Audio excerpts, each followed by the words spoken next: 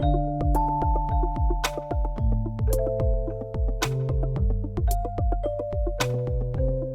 immediately began to refer my veterans to the foundation. By the time the demonstration concluded, I had over 10% of the veterans that I was working with involved with your program in one way or another. Al and Jimmy are among those assisted, and they would like you to know what your program meant to them. And we'd like to do this by asking some questions, and I'd like to start with Jimmy if I could.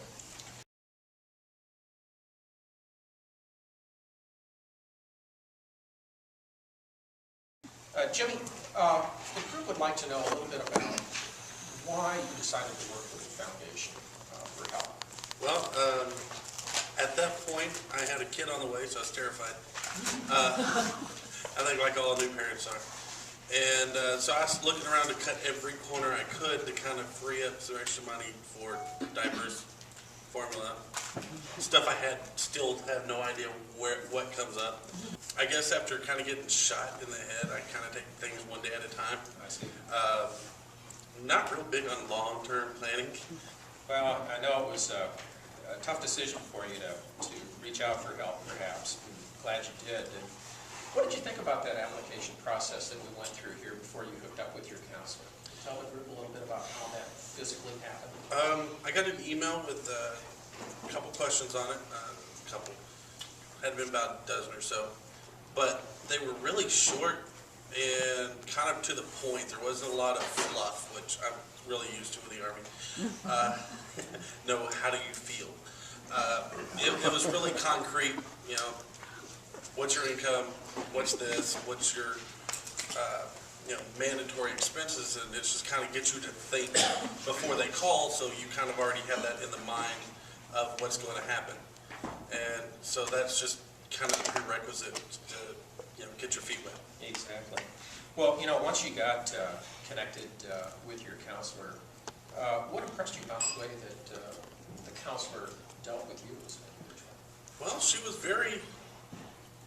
knew what she was doing, which again, with dealing with the Army, I don't get that often. It's usually someone who has no idea what the heck's going on. But she knew what was going on, and she sounded like she had done this before, again, which was new to me. But it was very professional, and it was very to the point, and brought up things I hadn't thought about, like not only figuring out bills, but also planning funds and stuff for the future. Exactly. So you felt pretty confident and much better knowing that you'd done just about everything that she possibly I did, and she gave me some other pointers and said if I needed to contact her, I could. But she kind of pointed me in the right direction and got me to thinking about it, which was something I hadn't done before. Right, right. I was kind of curious to know, why would you want to consider referring any other veterans you may know to the Foundation? Well, that one's kind of easy, because as veterans, we don't have a lot of resources, money, time. We really don't, especially if we're living on Veterans Administration pay. And we tend to rack up a lot of bills, especially with families. Right. But we also do a lot of random stuff that really we can do without, and most soldiers around, especially my pay grade, tend to rack up a lot of debt really fast. Right. Which far outstrips your ability to pay it back, and at least this kind of gets you thinking about, okay, here's what I'm bringing in, here's what's going out, how can I get them closer? Which most people my age don't think about. Right. So you felt much better after your experience with the Foundation. That's an understatement. Well, I had to take time off, again, new son, so I'm kind of enjoying being the dad. But I'm working on my master's degree in psychology.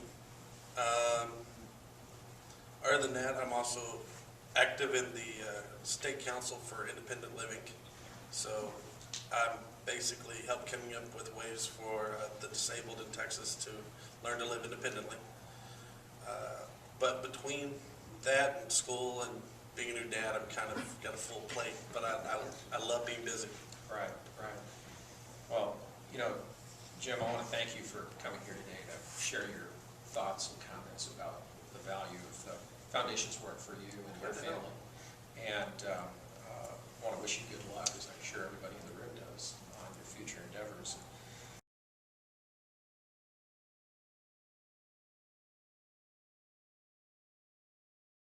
Al, I'd like to shift over to you now.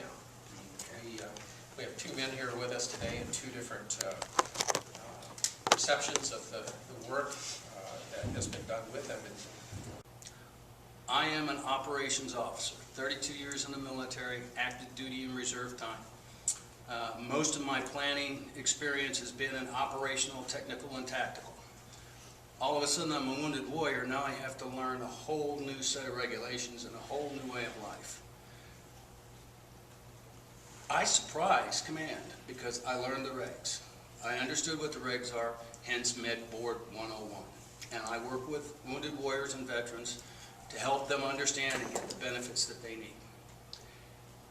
I'm going to jump ahead.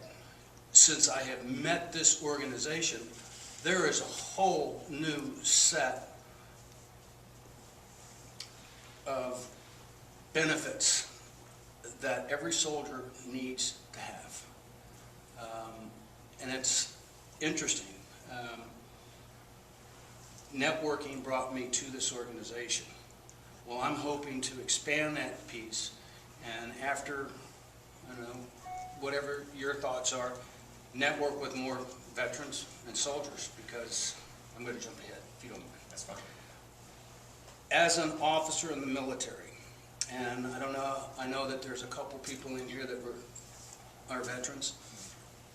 We are told, and we're supposed to have officer and enlisted development on a monthly basis or however frequent. One of the things that is never included in there is financial planning. It is assumed, but it's never discussed. Unless you're talking to some guy who's retired from the military who's selling insurance. And he wants to come on post and be your insurance agent. Nothing wrong with that.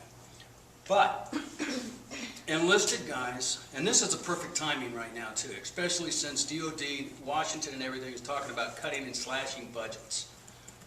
The benefits that this organization and a group of you provide to a military member is phenomenal.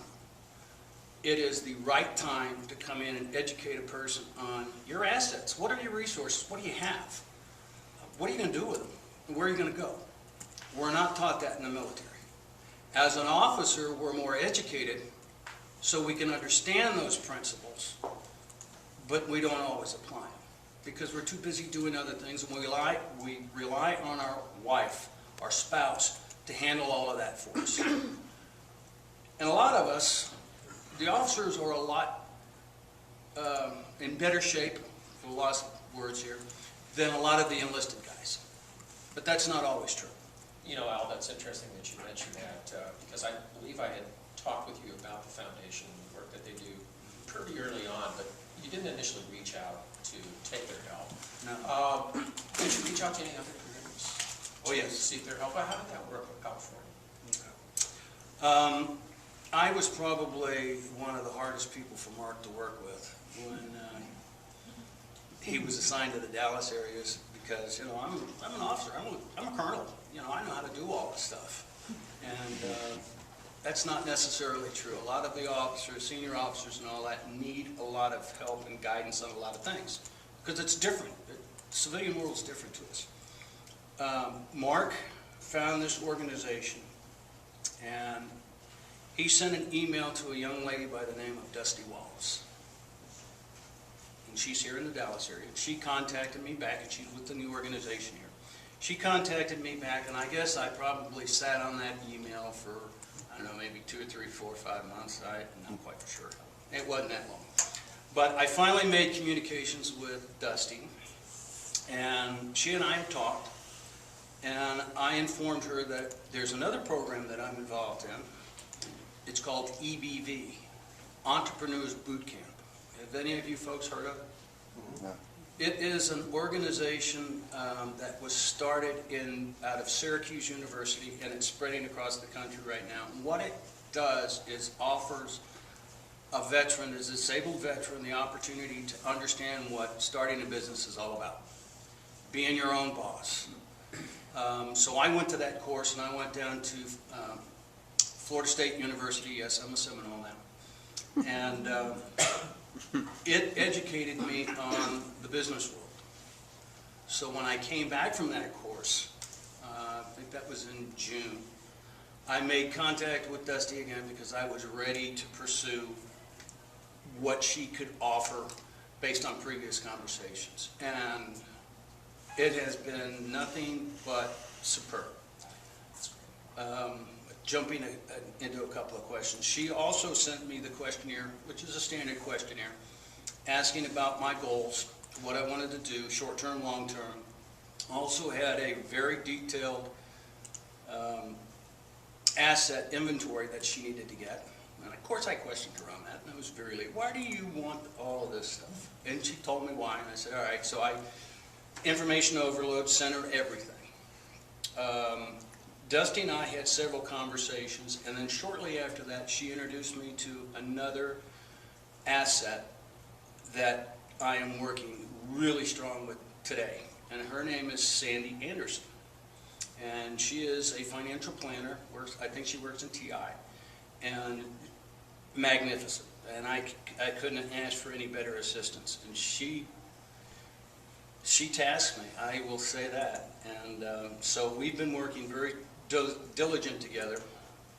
Well, a lot of what I'm saying right now is my hat's off to this organization, to Dusty Wallace, for putting me in contact with Sandy, and also Victor Garza, because I'm doing my financial planning for two pieces: business piece and my personal. Finally, Al, I want to ask you the same question I asked you. Why would you refer another veteran to the foundation?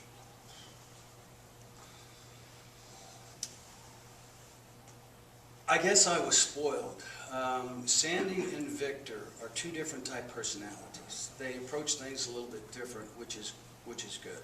So it tasks me to realize the assets that I have, to do a plan. Because when a veteran goes through, whether they're wounded or not, they have to go through a transition process. There is nothing in a transition process in DOD, nothing for financial planning.